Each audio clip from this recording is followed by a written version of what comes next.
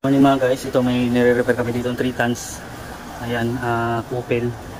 Lumang modelo na to. So ito yung ano niya, pumutok na yung ano kasi nanikit din yung ano niya.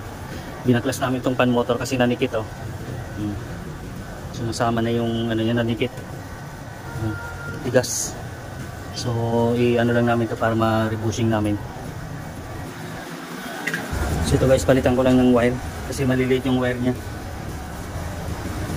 Ayan guys, pinalitan na rin namin to capacitor kasi di niya na mapa-start yung compressor. Sira na tong ano na to, capacitor na to. Yan, lumobo na rin kasi oh. So di niya na mapa-start kaya pinalitan na rin namin to. Yung pan motor na lang rin namin. So yan, baklasin na namin yung pan motor para mapalitan ng bearing. Dami sanang karne noon. Dami na daw damage siya. Yun ang pinakamalinis na karne. Dahil kinakain ng mga buhay. Ang marumi yung bayapak. Tikling. Tikling ba natin ng bibira? Ganito kalaki? Okay. Ganito kalaki? Kalate na daw ang manok ang ano, na katawan, na kain na. So ayan, tanggal na yung bearing.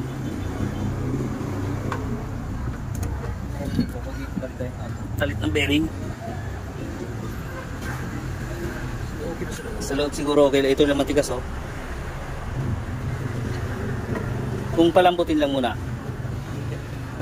May ano na. Isa lang. Kasi ito ano.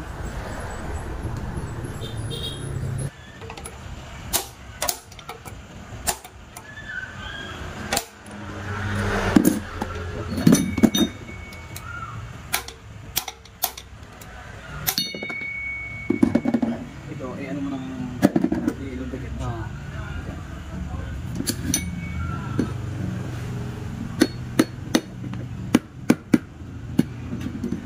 Maganda dito yung braso.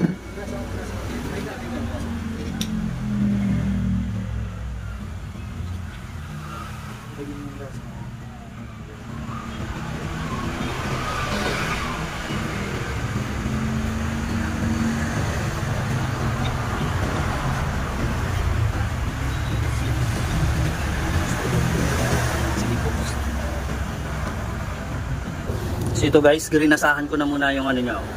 Yung isang bearing na napalitan namin kasi ito di na namin mapaklas. Ayan kasi yung problema niya oh. Pag binaklas namin pwedeng mabasag pa tong blade. So wala kaming pampalit ditong ganitong blade.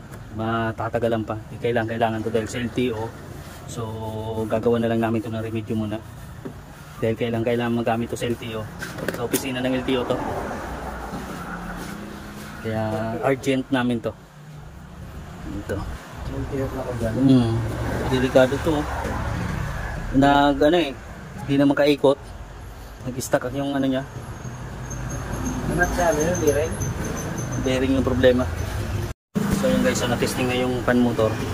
Okay na yan, kakabit na lang.